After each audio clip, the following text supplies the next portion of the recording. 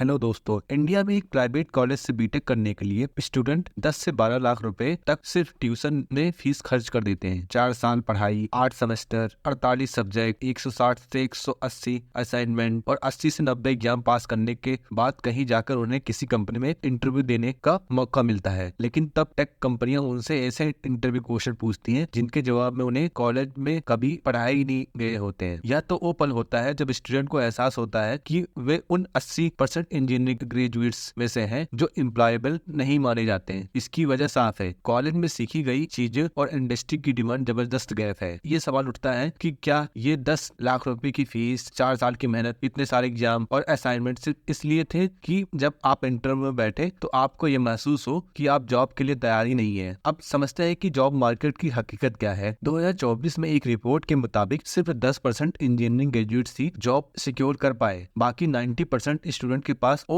Skills ही नहीं थी जो कंपनी को चाहिए थी। यह हाल सिर्फ प्राइवेट कॉलेज का नहीं है, आईआईटी में भी यही स्थिति है। 2023 और 2024 के आईआईटी प्लेसमेंट ड्राइव में 8000 से ज्यादा आईआईटी ग्रेजुएट्स अब तक जॉब नहीं पा सके। 23 आईआईटीज के कुल 38% छात्रों को अभी तक नौकरी नहीं मिली है। जब कोई स्टूडेंट कॉलेज में एडमिशन लेता है तो उसका सपना होता है कि 4 साल बाद एक अच्छी एमएनसी में हाई पैकेज जॉब मिले, लेकिन हकीकत यह है कि हर साल 10 से 12 लाख स्टूडेंट बीटेक में एडमिशन लेते हैं जिनमें से सिर्फ 10% को ही जॉब मिलता है। यानी कि हर 10 में से सिर्फ एक स्टूडेंट को नौकरी मिलती है, जब बाकी 9 स्टूडेंट बिना प्लेसमेंट के रह जाते हैं। तो इसका कारण क्या है? हालांकि इसके कई कारण है, लेकिन 3 मेजर कारण है। पहला है एजुकेशन वर्सेस जॉब रिक्वायरमेंट का गैप। कॉलेज में थ्योरी पर ज्यादा फोकस करते हैं, लेकिन इंडस्ट्री को प्रैक्टिकल स्किल चाहिए। जैसे कि अगर आपको क्रिकेट खेलना सीखना हो और आप 4 साल तक सिर्फ बुक से थ्योरी पढ़ो लेकिन कभी मैदान में बैटिंग बॉलिंग ना करो तो क्या आप अच्छे खिलाड़ी बन सकते हो? बिल्कुल नहीं। इसी तरह जब स्टूडेंट को इंडस्ट्री में प्रैक्टिकल एक्सपीरियंस ही नहीं होगा तो कंपनी उन्हें हायर नहीं करती। दूसरा है इंडस्ट्री की डिमांड वर्सेस ग्रेजुएट्स की स्किल का मिसमैच होना। आईटी सेक्टर में जॉब्स तो हैं, लेकिन कंपनियों को चाहिए एआई,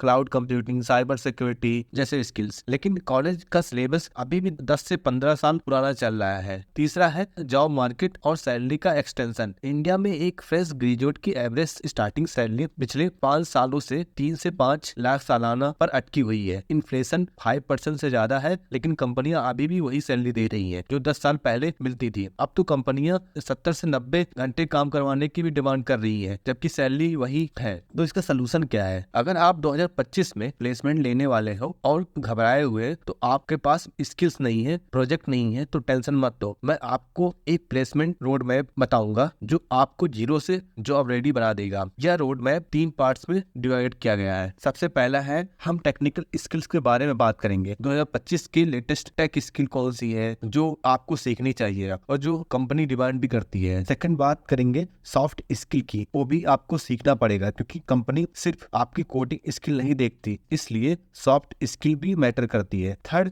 कैसे आप खुद को एक जॉब रेडी कैंडिडेट प्रेजेंट कर सकते हो, एक एग्जैक्ट वही कैंडिडेट जो कंपनी हायर करना चाहती है। तो स्टेप्स बताऊंगा, बस वही फॉलो करो, आपकी जॉब पक्की लग जाएगी। पहला, programming language. Programming language placement के लिए एक नॉन नेगोशिएबल स्किल है, यानी इसे सीखना ही पड़ेगा। आप एक लैंग्वेज सेलेक्ट कर लो, जैसे कि जावा और पाइथन सबसे ज्यादा डिमांडिंग लैंग्वेज है। इनमें से एक चुनो और बेसिक से सीखना शुरू कर दो। धीरे धीरे उस लैंग्वेज के एक्सपर्ट बन जाओ। अगर किसी एक लैंग्वेज में मास्टर हो गए तो कंपटीशन से वैसे ही आगे निकल जाओगे। ये नहीं कह रहा हूँ कि आपको सारी लैंग्वेज सीखना पड़ेगा, बस एक पकड़ो और उसे इतना अच्छा कर लो कि उसमें कोई भी आपको पीछे ना छोड़ पाए। Start with only one language, जैसे कि पाइथन वर्सेटिलिटी के लिए फेमस है, जावा इंटरप्राइज के लिए फेमस है और जावास्क्रिप्ट वेब डेवलपमेंट के लिए बेस्ट है। अगर आपको एआई, एमएल, डेटा एनालिस्ट और डेटा साइंस इन सब में किसी भी फील्ड में जाना हो तो इसके लिए पाइथन चूज कर सकते हो। प्रोग्रामिंग लैंग्वेज सीखने के लिए आपको डेली कोडिंग प्रैक्टिस भी करना पड़ेगा। प्लेटफॉर्म जैसे कि हैकर रैंक या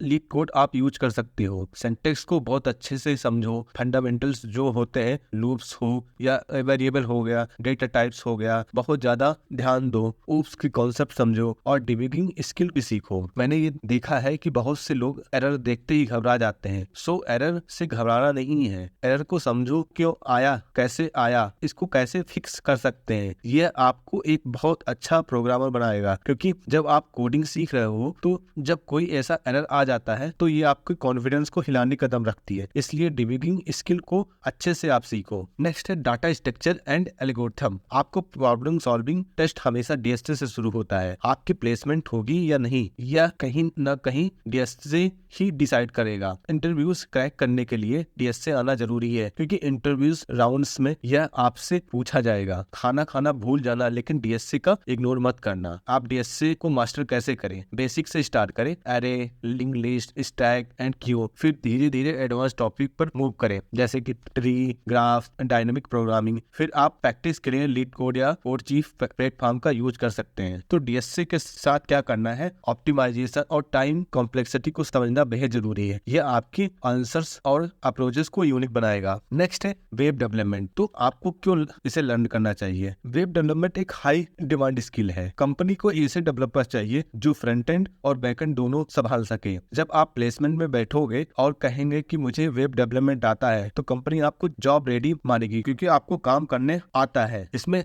मास्टर कैसे करें? फ्रंट एंड के लिए ऑप्शन है HTML, CSS और जावा का बेसिक सीख लो और थोड़ा एडवांस भी जा सकते हैं। फिर रिएक्ट और एंगुलर में से कोई एक फ्रेमवर्क पकड़कर सीख सकते हो। और बैकएंड के लिए ऑप्शन है Node.js या Django के साथ REST API को सीख सकते हो, या फिर जावा का Spring Boot भी सीख सकते हो। अब सिर्फ सीखना काफी नहीं है। अगर आपने वेब डेवलपमेंट CV में लिखा है तो आपको उस लेवल के प्रोजेक्ट्स भी दिखाने होंगे। मैक्सिमम लोग क्या करते हैं, कोई ई-कॉमर्स वेबसाइट उठा लेते हैं और उसको अपने CV में डाल देते हैं, पर ऐसा बिल्कुल भी नहीं करना है। आपको एक प्रॉब्लम सॉल्विंग प्रोजेक्ट बनाना है, जो एक रियल लाइफ प्रॉब्लम पकड़ो और उसका सलूशन बनाओ। आपका प्रोजेक्ट एक रियल लाइफ प्रॉब्लम सॉल्विंग होना चाहिए, और फिर आपको ये प्रोजेक्ट अपने रिज्यूम में ऐड कर लेना है और गिटहब पर भी डाल देना है। नेक्स्ट है क्लाउड प्लेटफॉर्म एंड डेवऑप्स। ये क्यों जरूरी है? क्लाउड्स और डेवऑप्स स्किल आज हर कंपनी के कोर ऑप्शन के लिए बेहद जरूरी है। अगर आपको एप्लीकेशन डिप्लॉय करनी आती है तो आप कंपनी के लिए अलग ही लेवल के कैंडिडेट बन जाते हो। इसमें मास्टर कैसे करें? क्लाउड का बेसिक सीखो, एप्लीकेशन डिप्लॉयमेंट स्टार्ट करो, डेव एप्स टूल्स की प्रैक्टिस करो, जैसे कि जेनकिंस, डॉकर, कुबरनेट। अपने गिटहब पर डेव एप्स पाइपलाइन और क्लाउड डिप्लॉयड प्रोजेक्ट्स शोकेस बनाए। इससे रिक्रूटर इंप्रेस होंगे और आपको हायर करने का मन बना लेंगे। नेक्स्ट है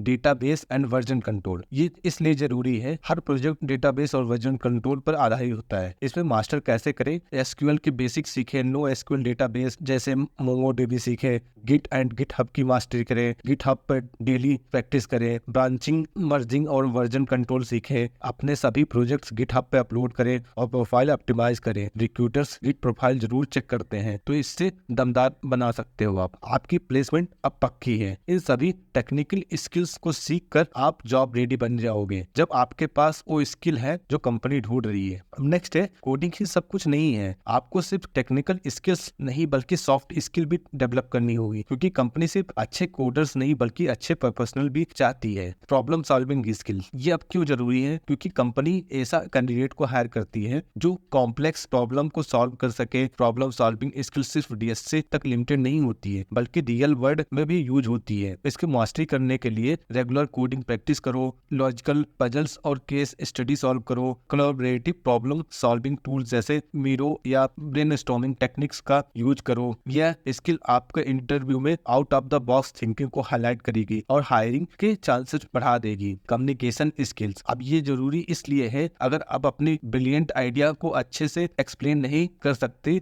तो ये बेकार है। कंपनी में आपको टेक्निकल और नॉन टेक्निकल टीम मेंबर्स दोनों के साथ काम करना होता है, तो इसके मास्टर करने के लिए सिंपल लैंग्वेज में कॉम्प्लेक्स कॉन्सेप्ट एक्सप्लेन करने की प्रैक्टिस करो, रेगुलर प्रेजेंटेशन दो, टीम डिस्कशन में पार्टिसिपेट करो, इंडस्ट्री टॉपिक्स पर रिसर्च करके आइडिया शेयर करो, पब्लिक स्पीकिंग और स्टोरी टेलिंग की प्रैक्टिस करो। स्टोरीज पावरफुल होती है जो सबसे टेक्निकल कॉन्सेप्ट को भी आसानी से एक्सप्लेन कर सकती है। अब नेक्स्ट है अडेप्टेबिलिटी। अब ये इसलिए जरूरी है, टेक इंडस्ट्री में हर साल नए ट्रेंड और टेक्नोलॉजी आती रहती है। जो कैंडिडेट को क्विकली नए टूल्स और टेक्नोलॉजी सीख सकता है वही लॉन्ग टर्म ग्रोथ कर सकता है। इसको मास्टरी करने के लिए नई टेक्नोलॉजी को सीखने और एक्सप्लोर करने की आदत डालो। चैलेंजिंग प्रोजेक्ट्स पर काम करो, कंटिन्यूअस लर्निंग का माइंडसेट रखो। अगर आप टेक्निकल और सॉफ्ट स्किल्स दोनों पर काम करते हैं तो आपका सिलेक्शन पक्का है। अब प्लेसमेंट में आपका सिलेक्शन नहीं रुकेगा, बल्कि कंपनी खुद आपको हायर करना चाहेगी। अब नेक्स्ट है लास्ट, जॉब रेडी कैंडिडेट बनने की चाबी है टाइम मैनेजमेंट। टाइम मैनेजमेंट सिर्फ एक स्किल नहीं है, बल्कि आपको प्रोडक्टिविटी को बूस्ट करने का सबसे बड़ा हथियार है। टास्क मैनेजमेंट टूल का यूज करें। हर दिन सोने से पहले अगले दिन के प्लान कर लें। सिर्फ टास्क लिखने से काम नहीं चलेगा,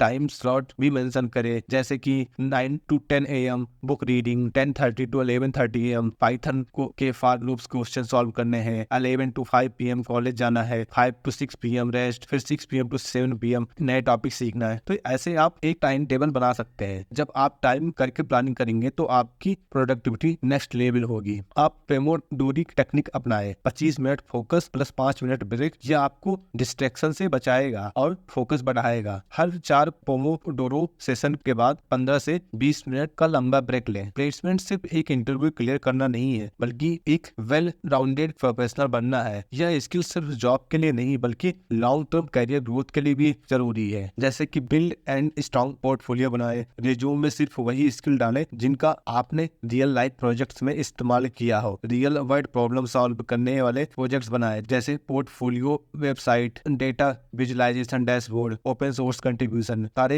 प्रोजेक्ट्स को गिटहब पे पोस्ट करें और लिंक रिज्यूम में अटैच करें। इससे हायरिंग मैनेजर रियल टाइम में आपका काम देख सकता है, जिससे जॉब मिलने के चांसेस बढ़ जाते हैं। नेक्स्ट है इंटर्नशिप और एक्सपीरियंस गेन करें। थ्योरी नॉलेज से कुछ नहीं होगा, असली गेम प्रैक्टिकल स्किल का है। इंटर्नशिप के लिए अप्लाई करें। लिंक्डइन, इंटर्नशाला, एंगल लिस्ट जैसे वेबसाइटों पर हैकाथॉन और ओपन सोर्स में पार्टिसिपेट करें। नेक्स्ट है आप इंडस्ट्री सर्टिफिकेशन लें, जैसे AWS certificate solution architecture, cloud technology में, ओरेकल सर्टिफिकेट फॉर जावा में। तो इससे रिज्यूम में क्रेडिबिलिटी और वैलिडेशन ऐड करता है। नेक्स्ट है नेटवर्क में अपॉर्चुनिटी अनलॉक करें। 70 से 80% जॉब रेफरल के जरिए मिलती है। लिंक्डइन पे एक्टिव रहें, टेक कम्युनिटीज में पार्टिसिपेट करें, हायरिंग मैनेजमेंट से कनेक्ट करें, इंटरव्यू प्रिपरेशन स्ट्रॉन्ग करें, DSA और सिस्टम डिजाइन को प्रैक्टिस करें, मॉक इंटरव्यू दे। अगर ये सभी स्किल आप सीखते हैं तो प्लेसमेंट लेना आपके लिए बहुत इजी हो जाएगा। तो दोस्तों, ये थे कुछ टिप्स जो आपके इंटरव्यू में, आपके जॉब प्लेसमेंट में बहुत ही हेल्प करेंगे। अगर आपको ये वीडियो पसंद आई है तो लाइक करना, ताकि मुझे पता चले कि आपको यह कंटेंट हेल्पफुल लगा। कमेंट करके बताओ आप कौन सी स्किल सीख रहे हो, आप किस ईयर में हो। अगर कोई डाउट है तो बेझिझक पूछो, हर कमेंट का रिप्लाई करूंगा। सब्सक्राइब करके बेल आइकन दबा देना ताकि अगली वीडियो मिस ना हो। मिलते हैं नेक्स्ट वीडियो में। Keep learning, keep coding.